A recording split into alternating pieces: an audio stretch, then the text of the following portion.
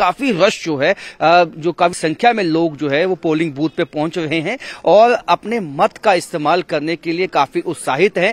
और इन लोगों का, ये जो लोग हैं, ये विभिन्न जो पोलिंग बूथ हैं वहां पे हम सुबह से ही हम गए हैं तो हमें देखा कि सब जगह जो है अच्छा खासा जो रश है और लोगों का उत्साह है। जो हालांकि सुबह के वक्त बहुत कम लोग निकलते हैं, लेकिन इस दफा देखने में आया है कि सुबह के वक्त ही काफी संख्या में लोग निकले हैं और अपने मत का इस्तेमाल किया है। आपने अभी भी अपने मत का इस्तेमाल किया है।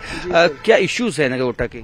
इश्यूज वही हैं सर, पुराने जैसे होते हैं, बिजली, पानी, स्कूल के लिए, हॉस्पिटल के लिए, रोड, यही इश्यूज होते हैं। और नया नगरोटा में जब ये सैलाब आया काफी नुकसान हुआ, क्या कुछ आप चाहेंगे कि वहाँ पे विकास? वो तो बहुत ज्यादा प्रॉब्लम हुई है। जिन लोगों को प्रॉब्लम हुआ है, हम चाहते हैं कि यहाँ पे आने वाला कोई भी कैंडिडेट हो वो उनकी मदद करे, पैसे से करे, जैसे भी करे, उनके बारे में सोचे।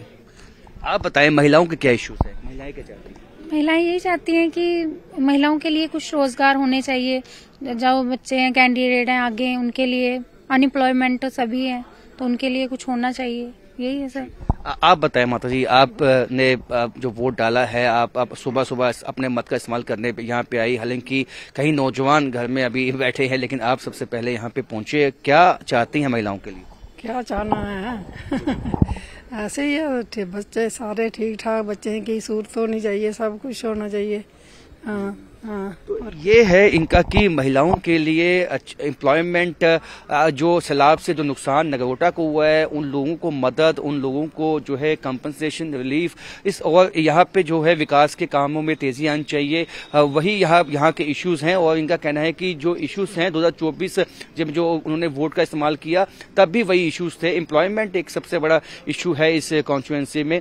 और आपको बता दूं कि लगभग जो है 98,000 के लगभग जो है मतदाता इस नगरोटा कॉन्स्टिट्यूएंसी में आज अपने मत का इस्तेमाल करने वाले हैं। इससे पहले 2024 में देवेंद्र सिंह राणा जो है वो 35,000 लगभग वोटों से वो जीते थे।